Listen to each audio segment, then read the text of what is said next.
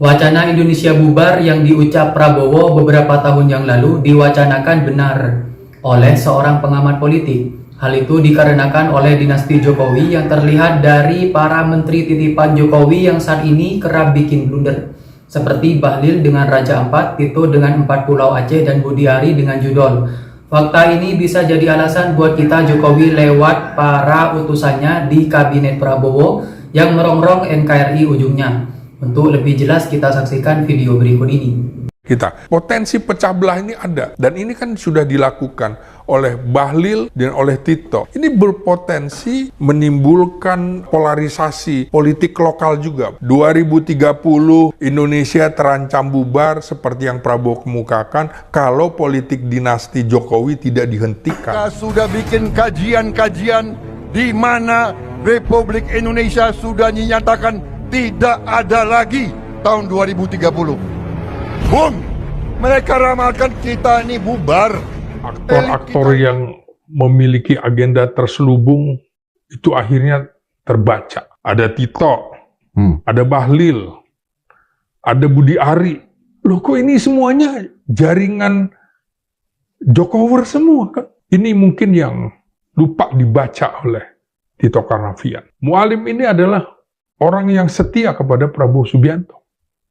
Betul. Dari pemilu ke pemilu mendukung Prabowo Subianto. Ini upaya mendiskreditkan pemerintahan Prabowo Subianto. Konsekuensi gubernur yang lahir dari politik dinasti, gubernur anak ingusan yang tidak tahu sejarah, ini akibatnya. Karena Bobi nggak tahu sejarah. Lebih baik saya kehilangan Tito Karnavian dan Bobi Nasution daripada kehilangan saudara-saudara kita di Aceh. Tito ini cari gara-gara. Karena Tito cari gara-gara, kemudian keputusannya dianulir. Saran saya, mundur saja Tito. Tito berusaha membuka luka lama, menimbulkan darah kembali yang muncrat di tanah air kita, supaya menimbulkan chaos. Saya adalah wartawan yang meliput peristiwa Aceh 92, peristiwa DOM, peristiwa perundingan damai Helsinki, saya ikuti semua. Jadi saya merasa, walaupun saya juga keturunan Sumatera Utara, nggak rela kita pecah belah dengan masyarakat Aceh, saudara kita ini dalam kasus ini gitu. Lebih baik kehilangan Tito dan Bobi Nasution daripada kehilangan saudara-saudara kita di Aceh. Papua dan Aceh itu adalah sejarah darah bagi Indonesia. Kita harus pertahankan NKRI itu betul-betul dari Sabang sampai Merauke. Tidak boleh Aceh dikoyak-koyak. Tidak boleh Papua dicongkel-congkel yang menimbulkan luka. Elit kita ini merasa bahwa 80% tanah seluruh negara dikuasai 1% rakyat kita, nggak apa-apa. Bahwa hampir seluruh aset dikuasai 1%, nggak apa-apa. Bahwa sebagian besar kekayaan kita diambil ke luar negeri, tidak tinggal di Indonesia, tidak apa-apa. Ini yang merusak bangsa kita, saudara-saudara sekalian. Lama-lama makin nampak ya, Pak Prabowo itu seakan mempecundangi Pak Jokowi. Dalam masalah apapun yang muncul, Jokowi selalu kebagian yang disalahkan oleh publik. Pada akhirnya, power Jokowi akan melemah seiring berjalannya waktu. Semakin kesal Prabowo dengan ulah menteri peninggalan Jokowi, semakin melemah power Jokowi atas Prabowo. Prabowo mungkin sekarang masih ragu, segan, atau mungkin takut. Tapi bisa saja ini adalah langkah yang diperhitungkan dengan sangat hati-hati. Tidak terbantahkan bahwa Mendagri Tito Karnavian itu sejak menjadi Kapolda Papua, kemudian ditarik menjadi elit di pusat di Mabes Polri, hingga menjadi Kapolri, jauh melampaui senior-seniornya. Maka persepsi publik dia adalah bagian dari Joko Widodo. Ya. Orang juga tahu siapa Bobi Nasution itu, menantunya Jokowi. Simak pernyataan Bobi Nasution. Kami akan serahkan pemerintah pusat kami akan mengajak berkolaborasi.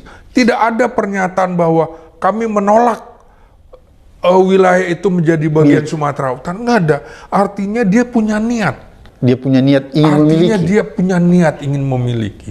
Bahwa ada cawe-cawe Jokowi dalam sengketa 4 pulau itu.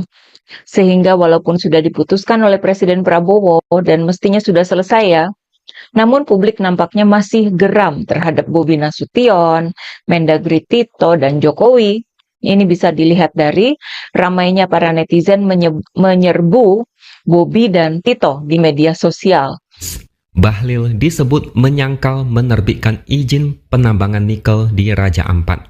Padahal dia yang menerbitkan izin itu saat menjabat sebagai Menteri Investasi merangkap Ketua Satuan Tugas Penataan Penggunaan Lahan dan Penataan Investasi.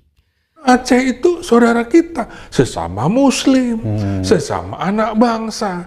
Kalau ini berdarah-darah seperti apa? Saya juga liputan ke Aceh mengedepankan namanya jurnalisme damai daripada berdarah-darah.